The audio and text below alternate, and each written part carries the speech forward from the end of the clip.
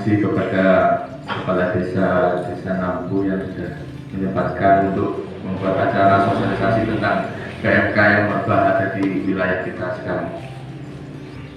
Ya, langsung saja. Penyakit mulut dan kuku. Penyakit mulut dan kuku itu sebenarnya laporan penyakit menular sapi dengan tanda klinis awal penurunan nafsu makan, disertai pasi, panting, kepincangan beberapa sampai berbaring, dan demam di beberapa kabupaten. Awal muncul PMK Jawa Timur itu ada di Kabupaten Gresik, Lamongan, Mojokerto, dan Sidoarjo. Kasus indeks atau di Kabupaten Gresik kira-kira pada pertengahan April. Jadi sebenarnya pertengahan April itu kasus PMK ini sudah muncul di Jawa Timur di Kabupaten Gresik.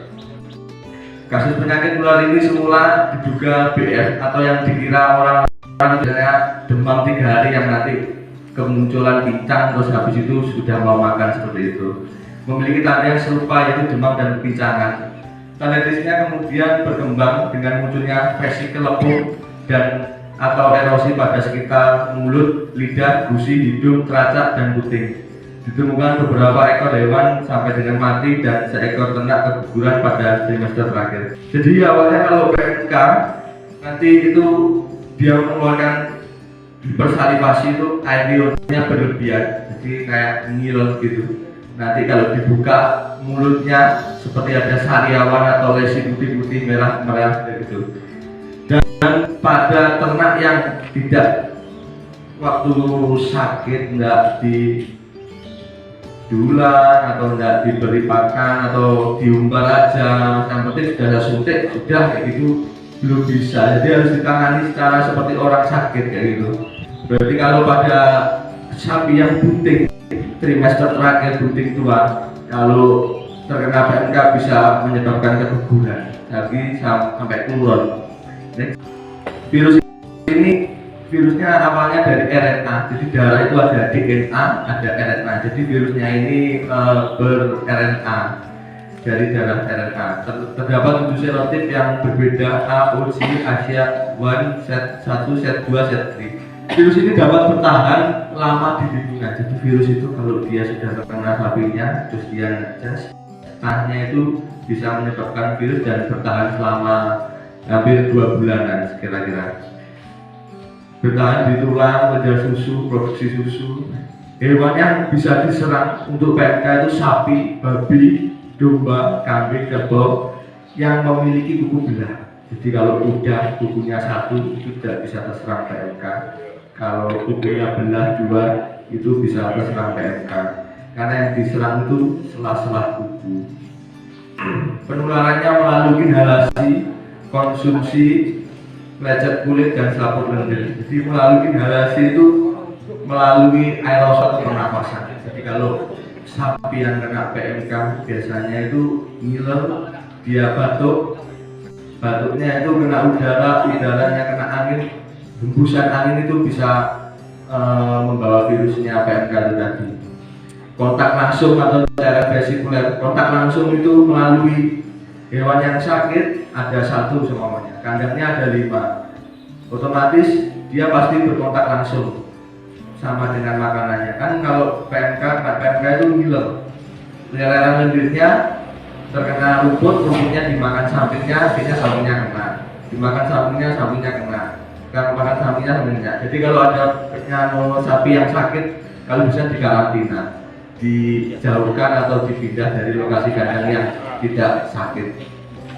Kontak tidak langsung melalui kulit, sepatu boot, tangan, dan pakaian. Jadi kalau ada sapi yang sakit tidak boleh berlomba-lomba untuk melihat atau untuk bertamasan. Jadi biasanya kebanyakan orang desa itu kalau sapinya tetangganya sakit ikut melihat. Jadi kalau ikut melihat biasanya ikut memegang. Kalau sudah ikut memegang, pulang ke rumahnya sendiri akhirnya menularkan ke sapinya sendiri. Jadi kalau ada sapi yang sakit, kalau bisa tidak boleh melihat, ya. Jadi virus ini masa inkubasinya 1 sampai 14 hari. Jadi virus PMK ini seperti halnya dengan COVID-19. Jadi masa inkubasinya itu 1 sampai 14 hari. Jadi dari 1 sampai 3 hari itu biasanya dia tidak mau makan. Kalau sudah 3 sampai 6 hari dia bakalan keluar air liurnya itu ngiler terus. Kalau sudah 6 sampai 12 dia mulai timbul kepincangan. Kalau sudah 12 hingga 14 dia akan timbul lesi yang ada di sela-sela tubuhnya itu tadi. Angka kesakitannya bisa mencapai 100%, angka kematian tinggi di hewan muda atau hewan yang anakan. Jadi tingkat kesakitannya PMK ini sangat tinggi 100%, tapi sebenarnya tingkat kematiannya itu 1-5%. Jadi PMK ini bisa disembuhkan, tidak usah takut, tidak usah khawatir. Nanti sedikit-sedikit lapor jagal suruh potong, sedikit-sedikit lapor jagal langsung potong. Sebenarnya tidak begitu. Jadi memang angka kesakitannya 100%. Kenapa? Karena diserang mulut dan kuku. Kalau mulutnya diserang pasti tidak mau makan. Kalau sudah tidak mau makan, kondisi tubuh akan melemah. Dan jika yang diserang kakinya atau kukunya, dia akan pincang. Kalau sudah kondisi makannya tidak fit, makannya kurang, lemas, pincang, pasti dia ambruk dan belum mau berdiri. Itu masa pemulihannya 1-14 hari. Jadi tidak usah khawatir, tidak usah bingung, yang penting diteladani aja. Next.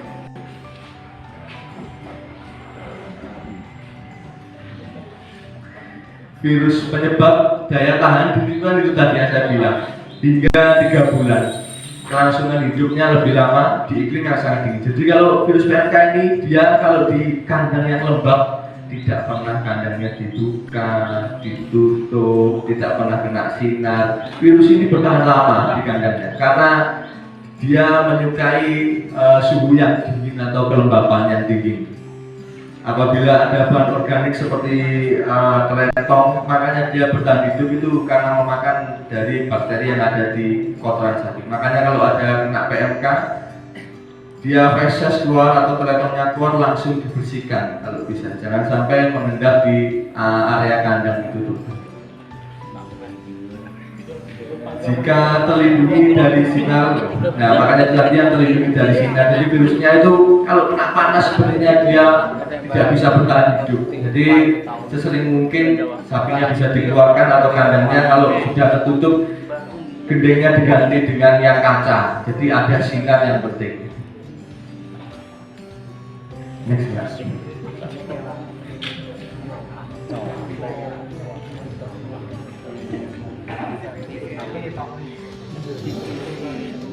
Jadi spesies yang terdampak seperti tadi yang dibilang sapi, babi, domba, kambing, rusa, dan lain-lain. Kuda tidak rentan pada virus PMK ini. Next. Jadi penularan awal masuk virus ada di semua sekresi dan ekskresi. Masuk ke tubuh bisa melalui udara itu tadi, inhalasi, konsumsi yang pakan yang tercemar oleh virus PMK tadi seperti air liurnya atau mungkin tanahnya itu tadi, lecet kulit atau lecet yang di sekitar kuku dan selaput lendir, aerosol pernapasan, kontak tidak langsung melalui sepatu boot, tangan, pakaian itu tadi yang ada sapi yang sakit melihat nanti sandalnya atau tangannya tidak cuci tangan, terus pulang ke rumah melihat sapinya terkena. Di susu sama anak-anaknya dia tidak mau, makanya tingkat kesakitannya itu parah itu tadi. Sampai dengan abortus dan kematian pada hewan muda itu tadi. Kepintaran, keengganan untuk bergerak dan sampai pengelupasan tubuh. Kalau dengan PMK biasanya sela-sela tubuh itu bernanah. Kalau tidak sering dibersihkan, tidak sering didesinfektan, tidak sering diberi perawatan, lama-lama tubuhnya bisa lepas. Kalau kukunya sudah lepas, dia pasti tidak mau berdiri hingga 1 minggu karena untuk menumbuhkan kukunya lagi itu butuh waktu yang lama, hampir 2 minggu sampai dengan 1 bulan. Ya ini dulu bahwa contoh yang terserang PMK di rongga mulutnya. Ada yang di bulat merah itu seperti sariawan, ada vesikelnya merah, di gusi, di lidah seperti itu, yang di bawah itu dia meruang sampai dengan ke lidah sampai dengan bawah. Makanya kalau sudah kena PMK pasti tidak mau makan dikarenakan memang lidah dan rongga mulutnya itu sakitnya luar biasa. Gusi bisa ditambahkan yang di sebelah kiri itu gusinya sariawan sampai dengan bernanah itu, yang foto di sebelah kiri itu yang kita temukan di Sambirejo Saradan. Dan di kuku itu terdapat ruang merah yang sampai keluar air, itu sudah mulai sakit dan keluar nanahnya itu. Yang sebelah kanan juga tampak gusinya melepuh atau terdapat sariawan. Next. Pada puting seperti meruang kemerahan seperti itu, jadi susunya produksinya menurun, akhirnya nanti bergejolak kepada anakan sapi. Kalau susunya sudah menurun, anakan sapi kekurangan susu, maka dia akan sakit, ngos-ngosan, kekurangan susu, lama-lama anakan kecil itu atau akan mati. Pada resi kaki atau kuku terdapat luka atau seperti yang benar, seperti yang gambar di kiri yang dilingkari seperti itu. Pengobatannya namanya virus, itu tidak ada obatnya kecuali vaksinasi. Tapi pengobatannya kita menggunakan pengobatan sportif, menghilangkan gejala yang timbul seperti panas, nafsu makan menurun, dan luka yang ada di sekitar mulut dan kuku. Jadi kita pengobatannya pengobatan sportif, pencegahan infeksi sekunder. Jadi kalau ada virus yang masuk ke tubuh kita atau masuk ke hewan, itu pasti akan diikuti dengan infeksi sekunder seperti nanti pasti diare, kalau enggak nanti dia melemah badannya, itu karena infeksi sekunder atau bakteri. Pengobatannya harus karantina dan kontrol lalu lintas. Jadi kalau ada sapi yang sakit sebenarnya tidak boleh dijual, karena kalau dijual, seumpama sapinya itu dari Selampang Mojo dijual ke Caruban, melewati Sambiroto, melewati Nampung, melewati Sebayi, melewati Sukiwaras, setiap jalan yang dilewati itu akan terkena PMK, karena dia dengan air liur yang jatuh ke tanah, dia batuk dengan kena angin, itu bakalan setiap yang dilewati akan terkena semua. Jadi kalau bisa hewan yang sakit itu tidak boleh dijual, dikarantina, disembuhkan dulu, nanti bisa dijual dengan harga yang diinginkan. Kalau sapinya sakit dijual pasti harganya cuma 2 juta, 1 juta, 3 juta, padahal harganya 20 juta. Jadi kalau ada yang sapi sakit, segera dihubungi aja saya, nanti bisa langsung kita tangani dan tidak sampai terjadi kematian yang tidak diinginkan. Next. Jadi diagnosa bandingnya yang PMK itu hampir mirip dengan Rinderpest, IBL, BDV, MCBUD, yaitu seperti kayak demam 3 hari itu seperti yang terjadi yang di lapangan. Next. Prinsip dasar pengendalian dan pemberantasannya yaitu mencegah kontak antara hewan peka dengan BPK, yaitu mencegah terjadinya kontaminasi hewan yang sakit. Jadi kalau untuk sementara tidak usah membeli sapi yang dari kelihatannya dari penjualnya sudah mulai sakit, tidak usah dibeli, karena menjaga keadaan kondusif di kandang peternak. Jadi kalau udah bawa hewan yang sakit ke kandang, satu kena, satu RT kena, satu RT kena, satu dusun kena, satu dusun kena, satu desa kena, satu desa kena, satu kecamatan kena, semuanya. Menghentikan produksi virus PMK oleh hewan tertular. Jadi kalau ada hewan yang sakit atau hewan yang tertular PMK harus dikarantina, kalau bisa dijauhkan atau diberi renggang space. Kalau sapinya ada 5, ditaruh di pojok, jangan ditaruh di tengah. Kalau ditaruh di tengah nanti semuanya tertular. Meningkatkan resistensi kekebalan hewan peka. Jadi meningkatkan resistensi kekebalan hewan peka itu dengan cara melakukan vaksinasi. Insya Allah vaksinasi akan dilakukan bulan depan, menunggu kiriman vaksin dari dinas peternakan provinsi. Jadi habis ini kita akan mendata yang mempunyai ternak siapa saja, ternaknya ada berapa, untuk kita memintakan bantuan vaksin PMK dari dinas peternakan provinsi Jawa Timur. Next. Next, next, next, next, next. Ada. Jadi strategi untuk pengendalian PMK itu yang pertama melakukan tindakan karantina dan pengaturan pembatasan lalu lintas hewan dan produknya. Jadi memang kalau hewan sakit itu memang benar-benar tidak boleh dibawa kemana-mana, harus dilakukan karantina dan melakukan penyekatan pembatasan lalu lintas. Jadi Kabupaten Madiun sudah melakukan penyekatan atau pembatasan lalu lintas ternak yang ada di Pasar Muneng, itu perbatasan dengan Ngawi. Kemarin sudah koordinasi dengan Kapolres Kabupaten, sudah siap siaga 24 jam akan membatasi pergerakan lalu lintas ternak. Mungkin di timur ada di Muneng, nanti di awal-awal atau di bilangan pasti ada penyekatan untuk perbatasan lalu lintas ternak. Perlakuan dan pengobatan hewan tertular tidak menjadi strategi utama. Perlakuan bagi produk hewan dan produk sapinya. Jadi kalau hewan yang terkena PMK sebenarnya boleh dikonsumsi atau boleh dimakan dengan tata cara memasak yang benar. Jangan sampai memasak daging itu setengah matang. Jadi bisa tertular seperti virus, bakteri ataupun parasit atau cacing yang ada di hati. Jadi ibu-ibu kalau memasak hati sapi tolong dimasak dengan benar, jangan sampai setengah matang.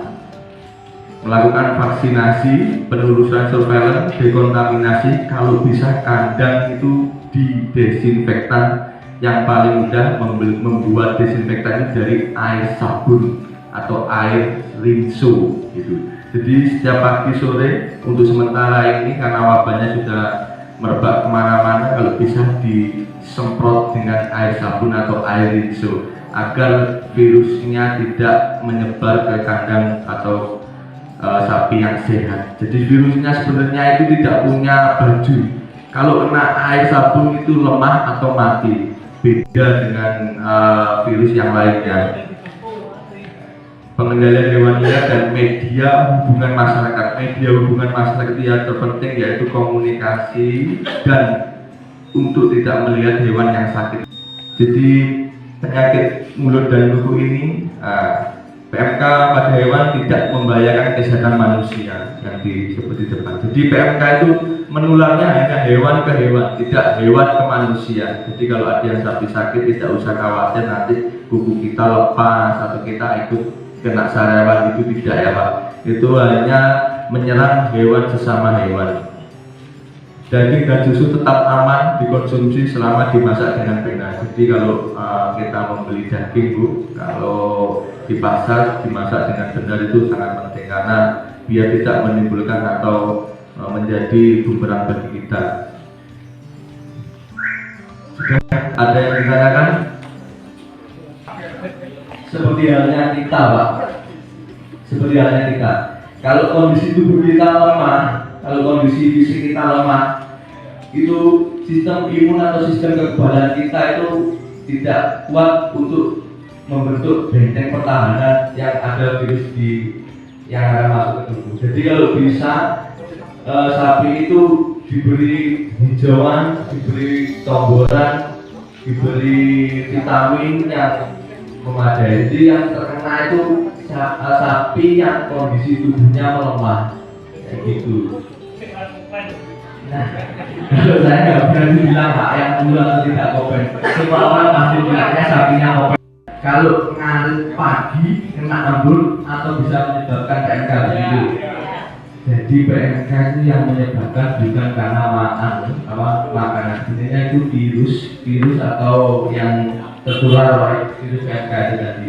Jadi biasanya penularannya itu melalui pernapasan itu tadi. Kalau ngarit pagi itu tidak bermasalah Pak sebenarnya.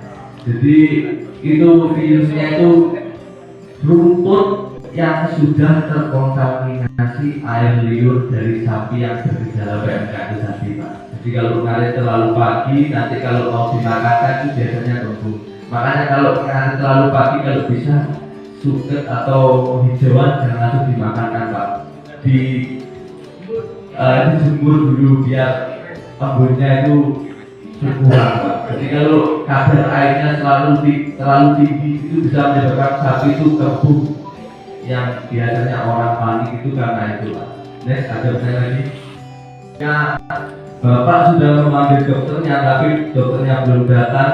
Bisa diberi air dicampur gula, Pak, untuk suportifnya. Jadi kalau kondisi tubuh kita lemah, kalau kita ke puskesmas atau rumah sakit, kita bakal diinfus. Kalau sapi, infusnya dari air gula, Pak. Bisa diberi air gula atau kunir, atau biasanya Bapak bikin empon-empon atau yang biasanya di obat tradisional bisa diberikan dulu dan segera telepon dokternya, Pak. Saya siap melayani 24 jam, Pak. Kemarin saya juga sudah datang dari sini jam 9, sapinya sudah dijagal, Pak. Ini jagal ya? Itu ya, Pak. Saya melayani 24 jam, Pak. Next. Pertanyaan lagi biar sejelas-jelasnya, atau penyakit yang lain boleh, Pak. Kalau mau bertanya selain penyakit PMK boleh, tentang reproduksi boleh, tentang apapun boleh, Pak. Monggo, mumpung niki ketemu Pak Dokter sebagai pemangku wilayah ini.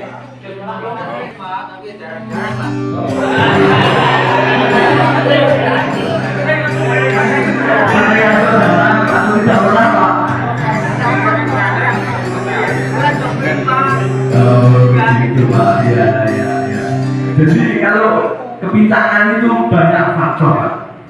Kandangnya dicor atau masih tanah atau masih tanah. Jadi begini, Pak, untuk kepincangan itu juga dilihat dari kondisi fisiknya, Pak. Gimana kondisi fisiknya, melemah atau makanannya berkurang, atau dilihat kandangnya. Jadi kalau kandang tanah itu kita tidak bisa minimalisir anunya, Pak.